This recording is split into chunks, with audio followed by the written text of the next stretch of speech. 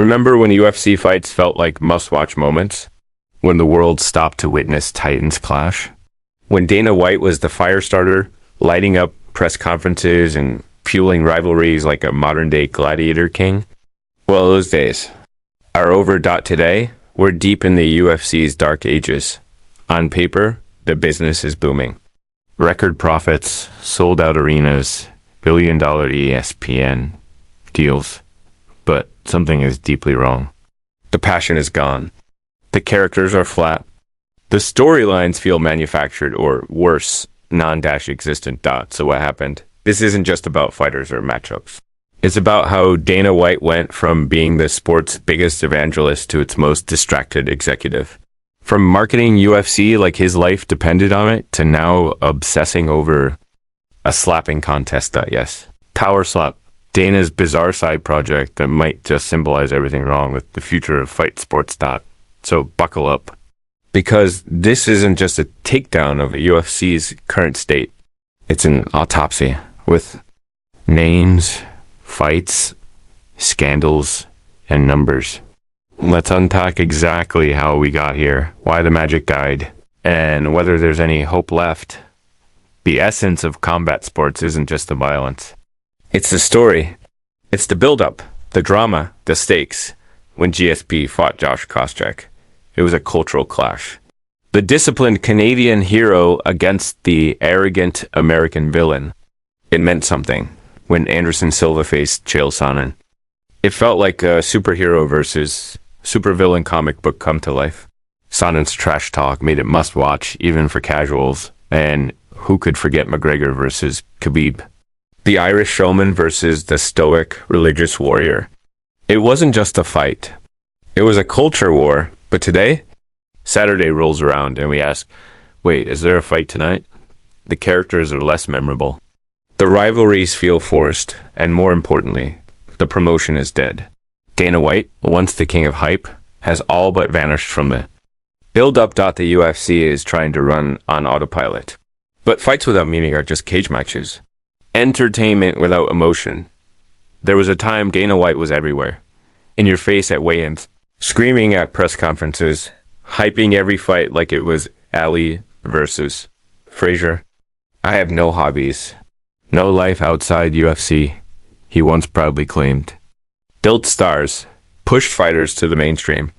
He made Chuck Liddell a household name, put Anderson Silva on video game covers, created legends. Today, he reads Instagram scripts in a bored voice and spends more time promoting slap fights than real fights. What changed? Some say success made him lazy. Others say power slap is just a money grab. But the truth is, Dana White no longer fights for the UFC like he used to. And without its champion, the UFC feels leaderless. Power slap is Dana's passion project. A bizarre sport where two people take turns slapping each other until someone quits. He claims it's the future, that it gets billions of views, that it's more successful than UFC was in its early years. But let's be honest, it's not sport, it's viral junk food. Shocking, quick, and instantly forgettable. The TikTok of combat sports. And Dana is addicted to it.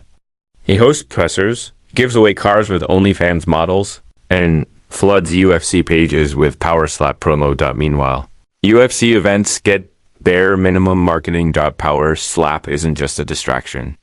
It's a symptom of UFC's deeper problem. Chasing quick. Money over long-term legacy. Section 4.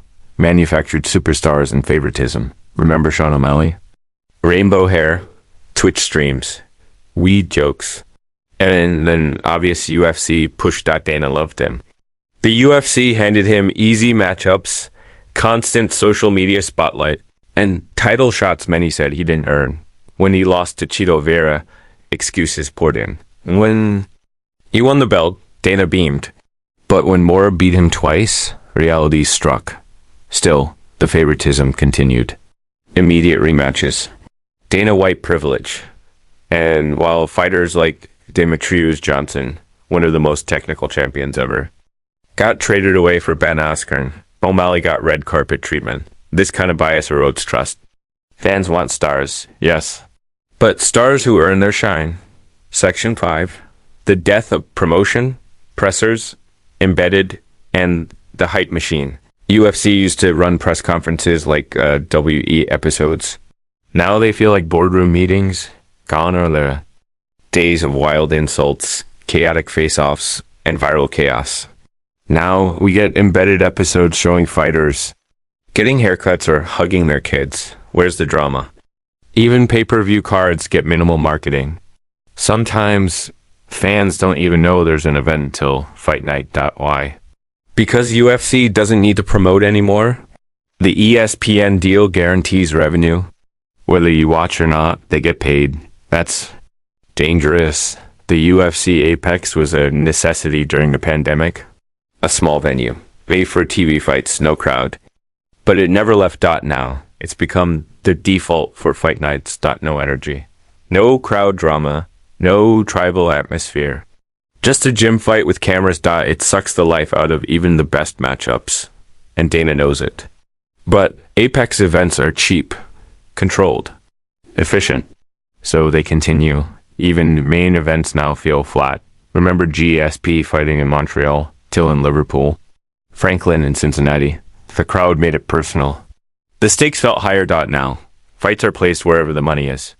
Du Plessis, South Africa's first champ, should have defended in Cape Town. Instead, he'll fight in Chicago, a neutral city with no passion, because bigger gate, greater than better story.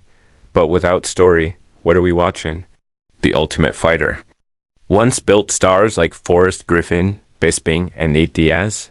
Now, it's background noise, low stakes, low drama, no new narratives. The show needs a revamp, higher prizes, better editing, stronger personalities. Fans care about fighters when they see the struggle, the human side. But the UFC no longer invests in telling those stories. Section 9, fighting for nothing. The profit over passion era. All of this leads to one undeniable truth. The UFC has traded passion for profit. Yes, business is booming. $1.45 billion revenue in 2024. Record-breaking gates.